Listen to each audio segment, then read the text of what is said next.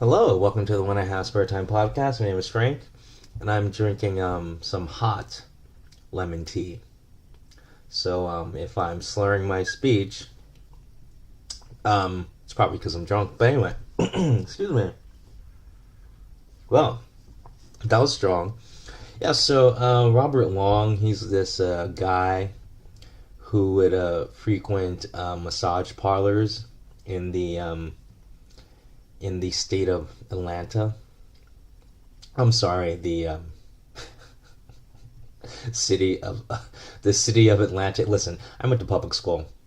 Anyway, someplace in the south. Anyway, he shot a bunch of people, killed 8 of them. Like 6 of them were Asian who died.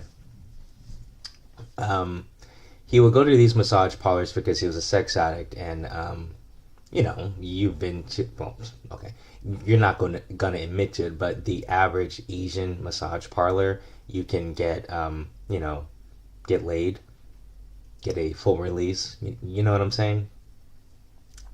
I'm sure you've seen porn. There's a whole genre of porn called massage. So anyway, so after going to like 3 massage parlors and shooting people, he gets caught, of course, and the police interview him and they say, yeah, he's a sex addict.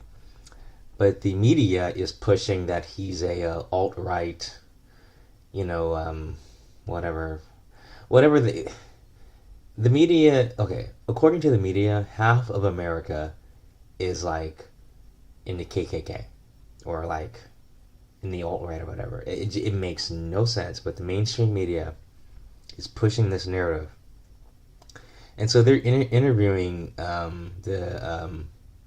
you know the cops, asking about asking about the guy who shot up in these places and killed all these people. And the cop says, yeah, apparently he's like a sex addict, he has mental problems, blah blah blah. And so the media keeps going, but he's racist, right? Like they keep trying to get the cop to say that this was a racially motivated crime, and the cop's like, no, he's a sex addict, and he was like frustrated. So that right there is another example of the media trying to divide this country. And now it started this whole campaign against anti-Asian violence. And as far as I know, Asians aren't being like racially discriminated against in America, as far as I know. If you took the average Asian family compared to the average American family, they make the most money, and they're living better than most people. Like the average Asian household is like families making $80,000 a year. That's the biggest average out of all the, if you're gonna break it down racially anyway, because that's all people know how to do is break things down racially. I don't break things down racially because, well, we're American, right? So shouldn't we just all be American? I like when you break things down racially, it makes no sense because it's like if you look at the racial breakdown in America, it's like it's predominantly white. So I don't know. It makes no sense. But once again, it makes a good news story. Like the media can push this narrative, it's gonna get clicks, so it makes sense. But anyway, the dumbest thing I saw in the news: President Joe Biden denounces the shootings in Atlanta. Oh, see, I thought the president was going to be for the shootings. I'm shocked. I really thought Biden was going to come out and be like, man, he should have killed more people. Can you believe this shit? Like, that's news? A crazy guy with a sex addiction went to the places where he would get his full release, was mad, shot a bunch of people. That's what happened. He's not in the KKK. I'm sorry. like we got to stop with this bullshit. It sucks. Those people died, and it sucks all those other people got shot. So many lives were ruined.